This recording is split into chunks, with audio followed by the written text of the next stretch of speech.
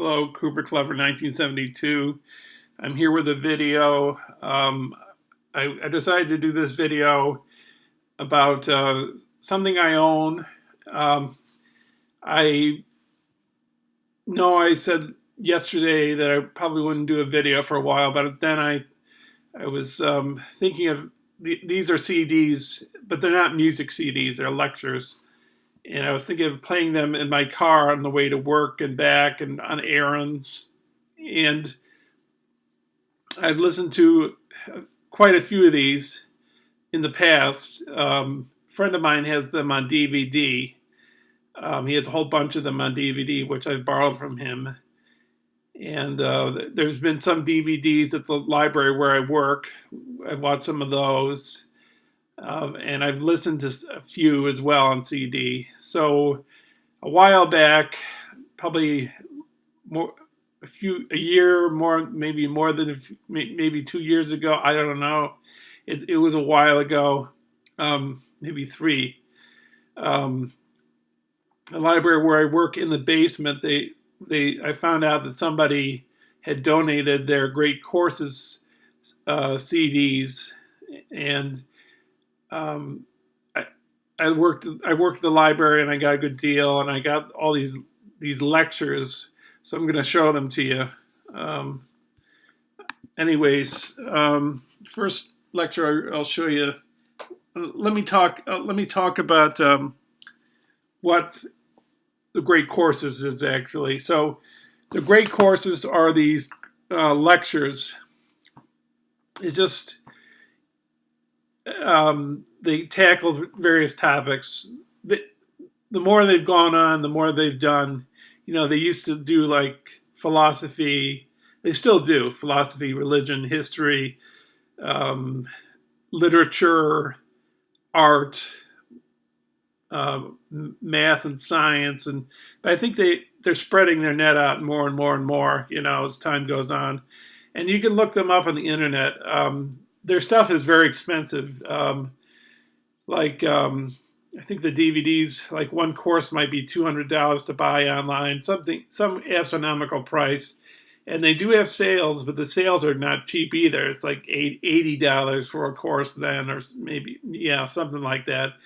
But I managed to get all of these ones I'm going to show you for like $20 altogether. The whole thing I got for like $20. So I'll show you the first. So they're like these courses, and well, not like they are these lectures that on a certain topic, and the professor, these really accomplished professors do lectures on various topics, and they go into detail about each topic.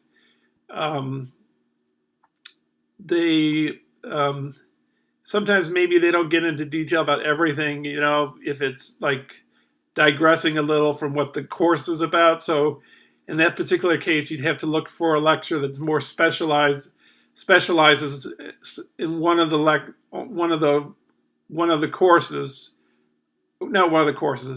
lectures. You'd have to find a more specific course to cover it more in detail, but they are detailed. Like so. But anyways, let me show you the first one, and this one is called "Books That Have Made History," books that can change your life. So maybe I'll read what's on the back of these. I don't think it'll take that long. It's not like the Criterion ones where I list all of the special features on the Criterions. And you see, there's a professor there, Professor J. Rufus Fears, right?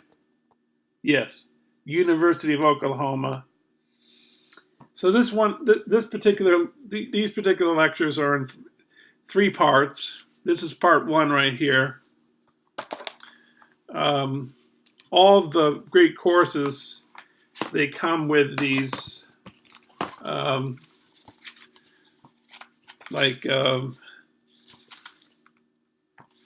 what do you call them?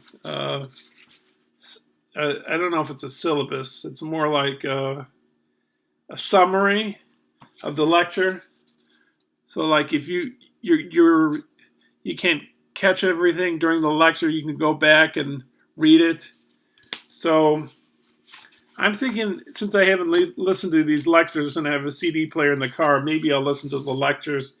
I have listened to books on CD in the past in my car, and I don't catch everything, but I think it's a good way to kill two birds with one stone. Like if you're out on errands, going to work, going to the gym, you can listen, kill two birds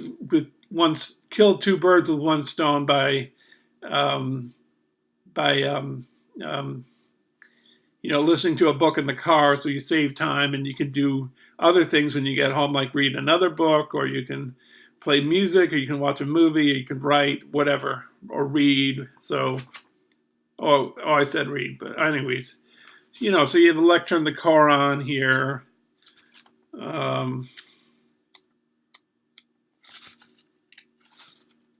You have a lecture on the book of Exodus.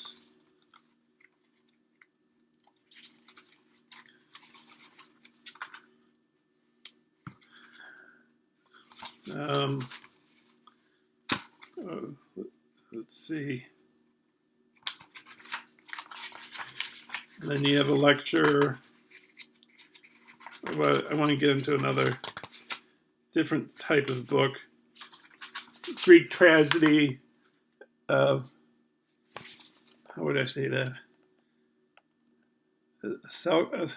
Achilles, Orestia. So there's that. So that it's a summary of what you listen to in each lecture are in these booklets. And then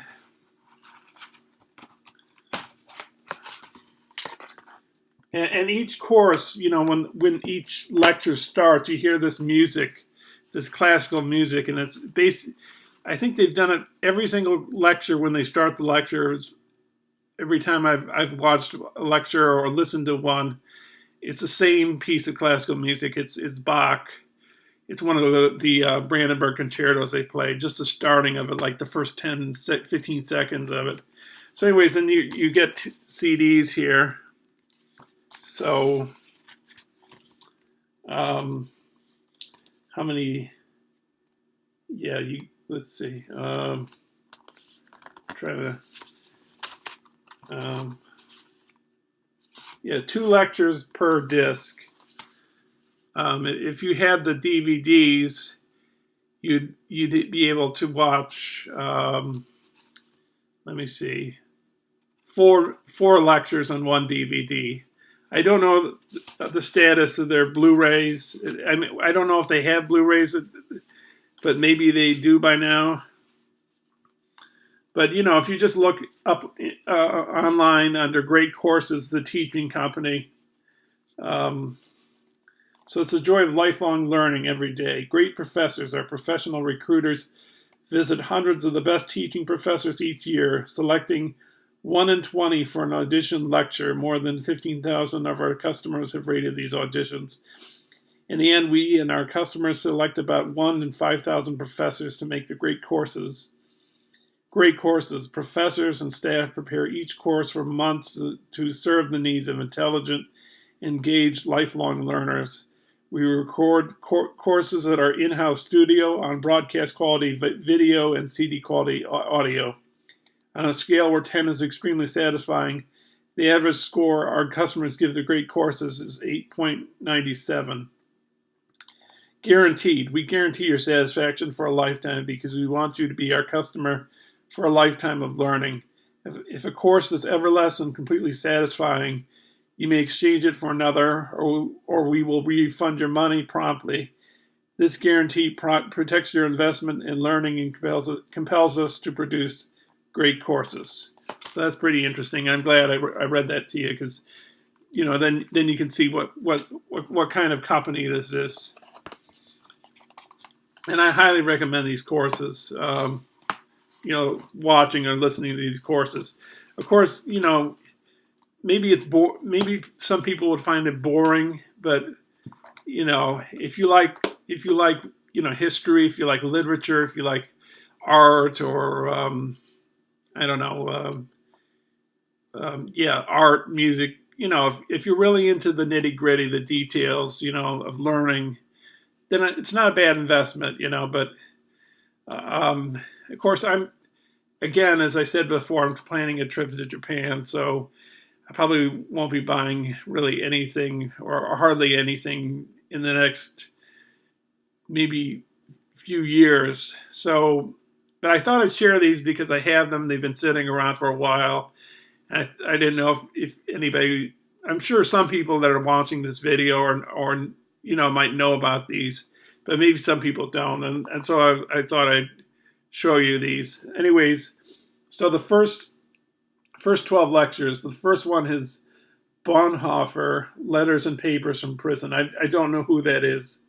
Lecture 2 is Homer's The Iliad. Lecture 3 is Marcus Aurelius, Meditations. I believe he was one of the Roman emperors. Fourth is Bhagavad Gita, which means Song of God, I believe, in Hindu. It's a Hindu religious book. And then you have some Bible books, Book of Exodus, Gospel of Mark, you have Quran, you have Gilgamesh, you have Beowulf, Book of Job from the Bible, you have Achilles, Orestria, Euripides, Bacchae. I think that relates to Pan or Dionysus in Greek mythology. So those are two Greek plays. I don't know if they're comedies or tragedies. Then you go on to the next part 2. You have Plato's, I don't know if I'm saying this correctly, Phaedo. And I've read most of the dialogues of Plato. I'm ashamed I haven't read The Republic, and that's probably like one of Plato's greatest dialogues ever written. It might be a book about dictatorship, so maybe it doesn't put the best light on Plato, but I should read The Republic. It's supposed to be one of the greatest, I guess one of the greatest books ever written. So then you go to Dante's The Divine Comedy, you go to Shakespeare, Othello, The Moor of Venice, then you go back to Greek tragedy. I think this is Greek tragedy. Achilles, Prometheus Bound. Then you go to Russia with Alexander Solzhenitsyn, the Gulag Archipelago, where he was sentenced, I think it's Siberia, for being against the government. Then you got he won the Nobel Peace Prize too, I think in literature, or maybe it was, I think it was literature. I like to read that book, The Gulag Archipelago. It's like 1,000-something pages. Shakespeare, Julius Caesar. I played Brutus and Julius Caesar when I was in the high school. He's the only character in Shakespeare that doesn't speak in iambic pentameter. Iambic pentameter is when a character in Shakespeare speaks with one stress syllable, and after that they speak in a stress syllable, and then the next syllable after that is unstressed. So that's how Shakespeare's characters speak in their plays. But in the case of Julius Caesar, Brutus is the only Shakespearean character that I'm pretty sure doesn't speak in iambic pentameter. Okay, and then you had George Orwell's 1984, which is one of my favorite novels. So it'll be interesting to hear what this professor has to say about these books. Then you have Virgil's Aeneid, which is a poem, I guess, like a narrative poem. And that's Roman poet. Pericles, Oration, Lincoln, Gettysburg Address. So Pericles, I don't know if he's Greek or Roman, but I guess it's history, or maybe it's a speech. Then you have Erich Maria Remarque, All Quiet on the Western Front, which was like a book against World War I. It's about fighting in the fox, that they call the foxholes, the trenches. It's sort of a good, and speaking of All Quiet on the Western Front, if you want to see two really great anti-war movies, see that, which came out in the early 30s, which was made, maybe it was an American film, and I think it's written by a French writer, and it depicts German students and their teacher who says go out and fight the war, be heroes, and they come back crippled and disillusioned.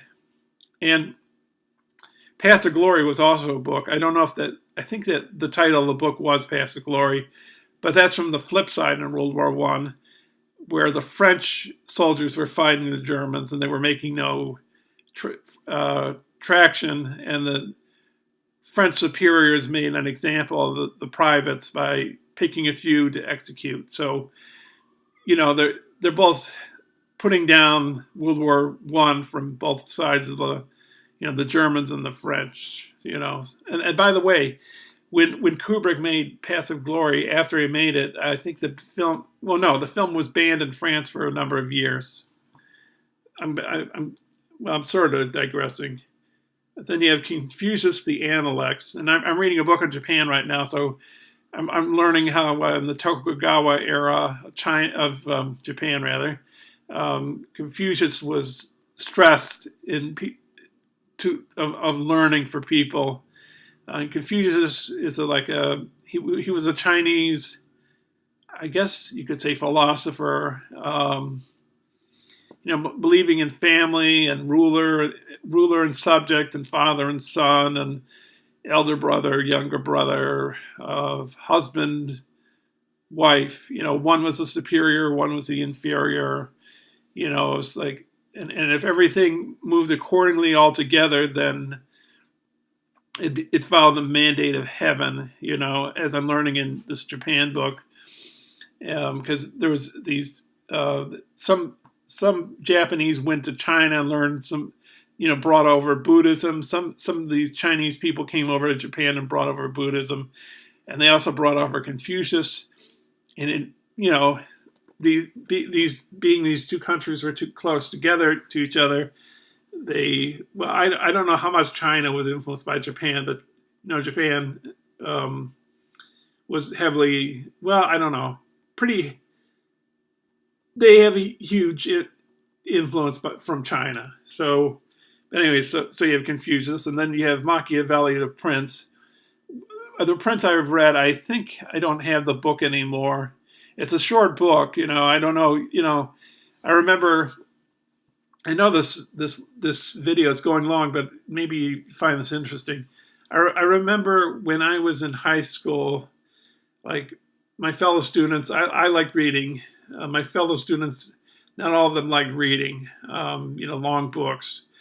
And, there are some books you read, some people read like Cliff Notes or whatever. I don't remember if they, I don't want to say that everybody read Cliff Notes or not, but, you had these long books, that were, some you had to choose from, like, to read for, like, English class, like Dostoevsky, which were like 400 pages. And Machiavelli's A Prince is like under 100 pages or 200 pages. So it's a very short book. Maybe it's a book on how to be a dictator. But I listened to, speaking of Machiavelli, there's a great courses on Machiavelli. It's pretty good. And the professor there, I think he says that Machiavelli's been misunderstood. He's more a democratic philosopher than perceived. Or at least his other book, which I can't remember the title of, and I haven't read, and I don't know if I still have it, but so that's Machiavelli's A Prince. And then you get to part 3 here. And of course, as I said, Plato's Republic there's a lecture on that. There's a lecture on John Stuart Mill on liberty. I think he was a socialist. Then you have Sir Thomas Malory, Morte d'Arthur. I'm probably butchering the French, but that's about King Arthur, I believe. Then you have Johann Wolfgang von Goethe, Faust, Part 1 and Part 2. I think, I do still have Faust. I haven't read it.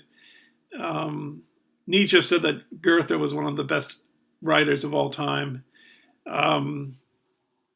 I have read Sorrows of Young Werther. I don't know if I finished it. I think it was a book that influenced a lot of people to commit suicide back when he was alive. And Goethe was like a Renaissance man. He knew science, he knew art and literature. So, he was a very well-versed man, I guess you could say. Then you have Henry David Thoreau, Walden. I know I'm digressing all the time, but when I was younger, what got me into literature was Emerson's Self-Reliance. I read this essay and it really changed my life. Even though he was a person that believed in God, it led me to becoming an atheist by reading different religious scriptures and reading history and reading the classics, from various areas, like Russia and India and Japan and a fair amount of European literature, Kafka and Rousseau and Voltaire um, but anyways, yeah. So I also read Walden, and I've also read Civil Disobedience, which is the book that influenced people like Martin Luther King Jr. and Gandhi in protesting nonviolence. That's where they got that idea from, Civil Disobedience. Then you have Gibbon, who wrote The Decline and Fall of the Roman Empire. You have Lord Acton, The History of Freedom. I've never heard of it. Well, I might have heard of Lord Acton. Then you've got Cicero on moral duties, the Officialist or whatever. I guess it's Greek, Latin. Cicero was Roman senator, I believe. Well, I know he's an ancient Roman, but I think he was a senator. Gandhi, an autobiography, and then you have Churchill, Winston Churchill, My Early Life, Paintings as a Pastime, World War II. And then you end it off with lessons from the great books, like a summation. So, okay, so let's get to the other courses.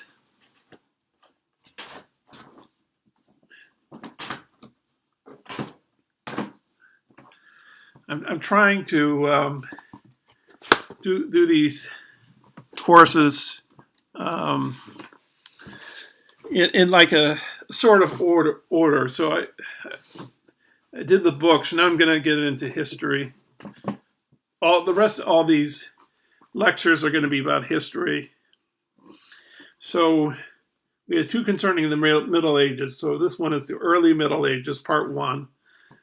And this is a Professor Philip Delader. I probably don't have to say anything about these professors because you can look them up on the Great Courses website. Nietzsche, I really like. He's a good professor. Not a professor, a writer. Well, he was a professor too, but what's his name? Solomon. I can't remember the name. He and his wife did some great lectures on Nietzsche on the Great Courses. There's also some good lectures on China. One's called something the rise, the fall, and the rise of China, or the rise of modern China.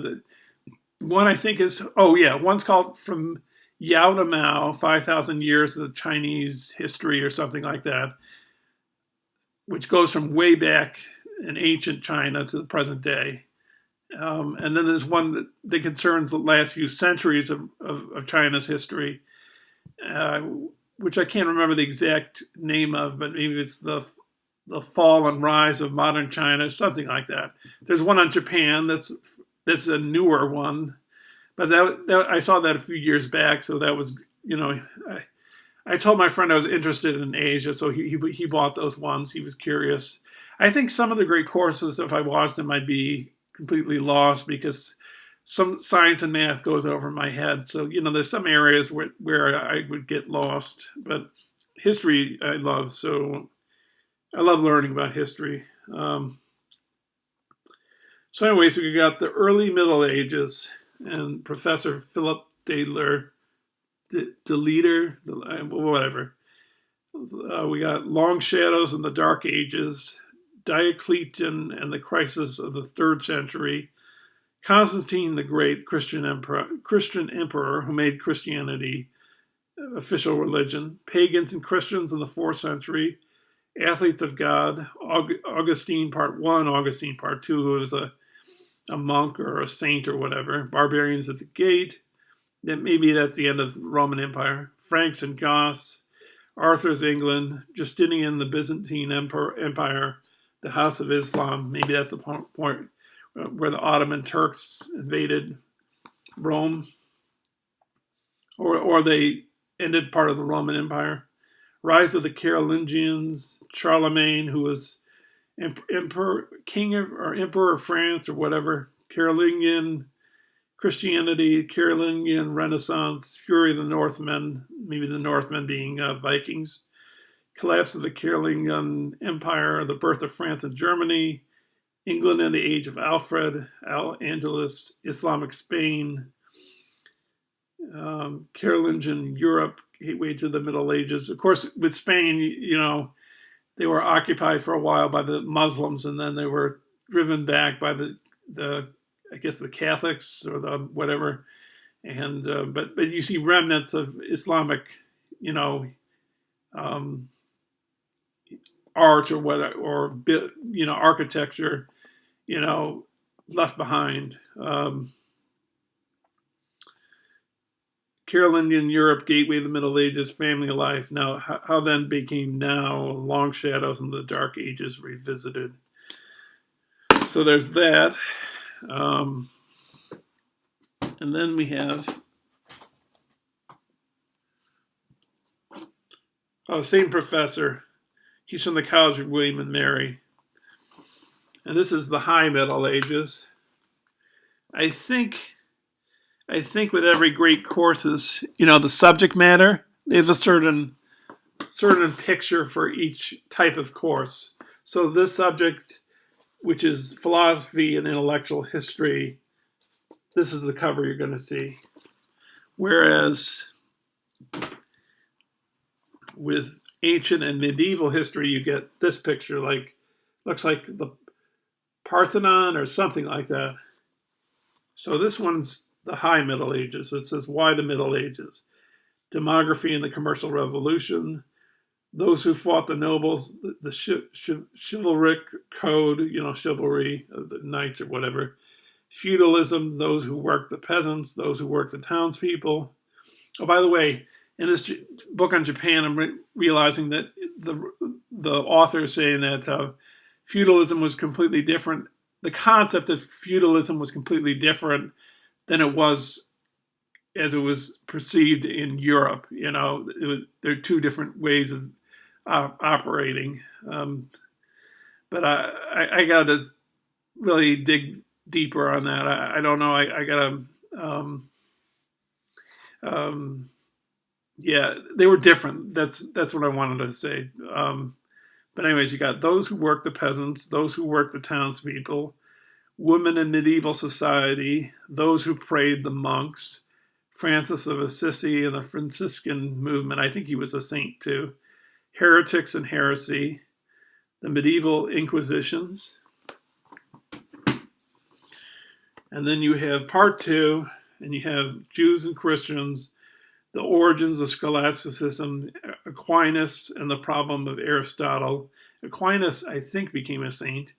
The first universities, the People's Crusade, the conquest of Jerusalem, the Norman conquest, Philip II of France, Magna Carta, Empire versus papacy, Emperor Frederick II, and looking back, looking forward. Magna Carta, I know that's, I can't remember, maybe it was similar to the Constitution or something. Anyways, my memory might be refreshed when I listen to this, And then the last one, and by the way, the lectures are around, they can be, when I started watching and listening to them, they were about half an hour, but they can be longer. They can be like 45 minutes. So this one is a pretty long one. It's got 7 parts, I believe, if I'm correct on that. Yes. 30 minutes per lecture on these. So I'm going to rapidly go through this. I know I just feel like I should just tell you what's on here. The professor of this is Alan C. Guelzo of Eastern University. This is modern history, so you get this graphic on there. And here's the professor right there.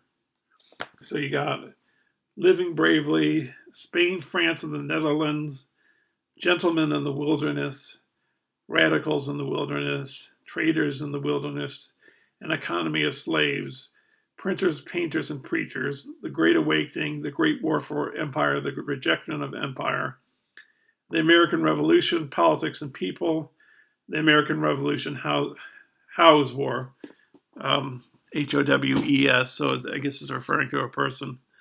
Part 2, The American Revolution, Washington's War, Creating the Constitution, Hamilton's Republic, Republicans and Federalists, Adams and Liberty, the Jeffersonian Reaction, Territory and Treason, the Agrarian Republic, the Disastrous War of 1812, the American System, A Nation Announcing Itself, National Republican Follies.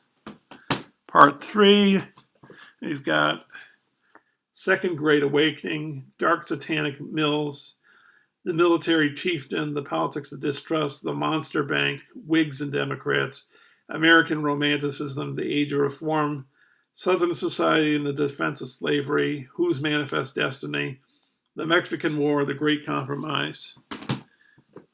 Part 5,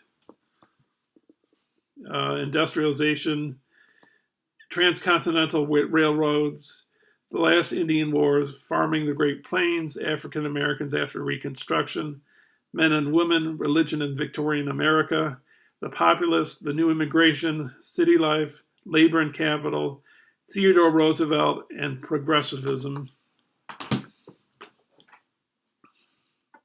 Oh, I skipped over one. I'm sorry. Part 4. Did I skip over one?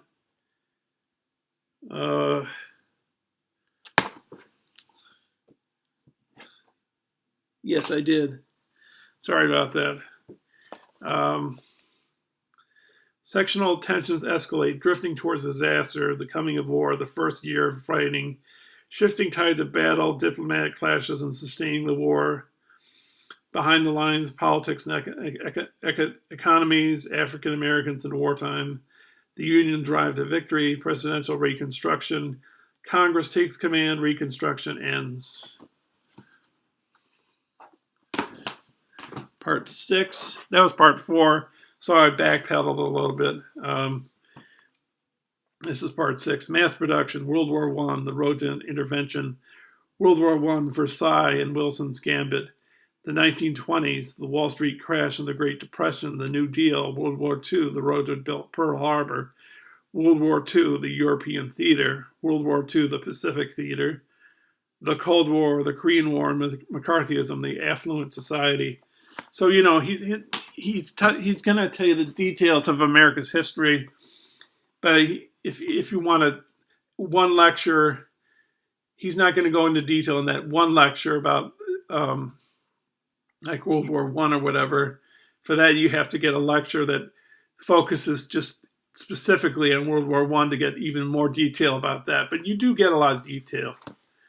And last one is part 7, Civil Rights Movement, the New Frontier and the Great Society, the Rise of Mass Media, the Vietnam War, the Women's Movement, Nixon and Watergate, Environmentalism, Religion in 20th Century America, Carter and the Reagan Revolution, the New World Order, Clinton's America and the Millennium, Reflections.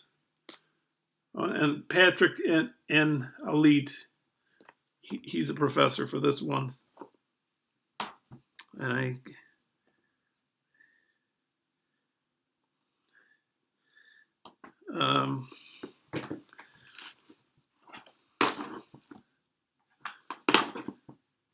yeah, it's a different professor for parts.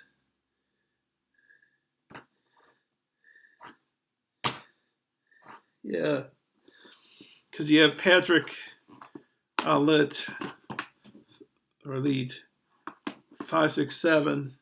You have Gary Gallagher for part 4. You've got Alan Guelzo for part 3. You've got Alan Guelzo for part 2. And you have Alan Guelzo for part 1. But anyways, that's it. Sorry it took so long. But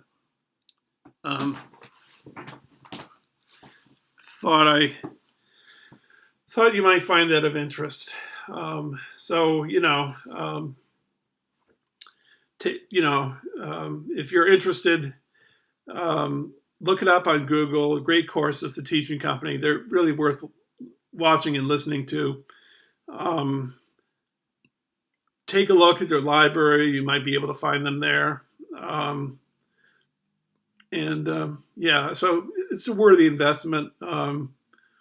I'm not going to buy any on DVD or CD, but I just thought I'd share that because I think they're really good courses. And and for people who can't afford college, for example, or missed college or whatever, it's a good way to sort of attend college without having to pay exorbitant types of fees, I guess you could say, or worrying about not having the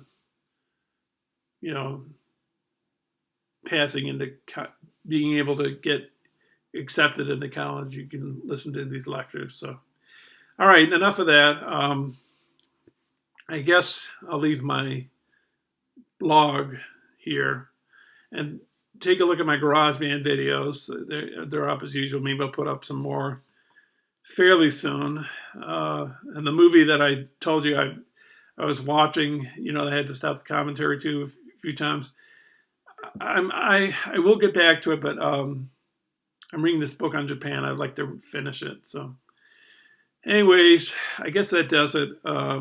Thanks for watching, and I'll see you in the near future. Thanks a lot. Bye.